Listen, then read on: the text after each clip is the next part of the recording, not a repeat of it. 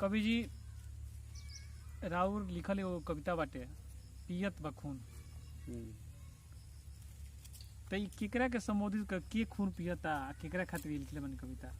ई तो कविता बतावेला जे केकरा खातिर लिखले बानी। जी जी। लेकिन कुछ ऐसा लोग बा जे गरीब के खून पियता भीतर भीतर, जी जी। बाकी बुझात नहीं खे जे पियता केने से पियता ये न था लगता। जी। तो लेकिन पियता केने से पियता कौन तरह पियता ये आसान नहीं खे बुझाए। जी जी। तो यही पर हम लिखत तानी अपने कैसन बनल बा आ कौन ते खींचता। जी। देखबा हो कैसन बाउर दिन आइल बा, बाउर दिन आइल बा, बाउर दिन आइल बा के देखबा हो कैसन बाउर दिन आइल बा।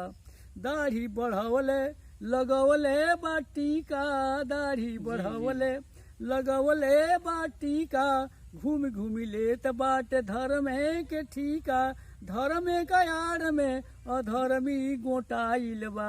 देखबा हो कैसन बाउर दिन आइल बा, देखबा हो कैसन बाउर दिन आइल बा।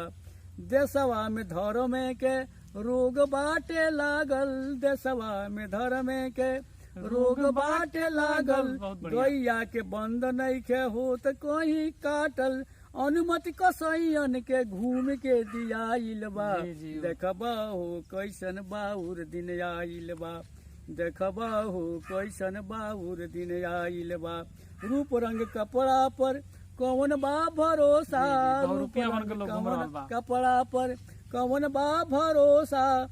गरीबन का लाश पर ही खात बा समोसा, अमृत का घैली में जहरे घोराइल बा। देखबा हो कैसन बाउर दिन आइल बा, देखबा हो कैसन बाउर दिन आइल बा। रामपति रसियाई बाटे मदारी, रामपति रसियाई बाटे मदारी। ऊपर से जनता के बनल बा पुजारी, पियत बा खून कैसे मुश्किल लखाइल बा। देखबा हो कैसन बाउर दिन आइल बा, समझल मुश्किल बा। देखबा हो कैसन बाउर दिन।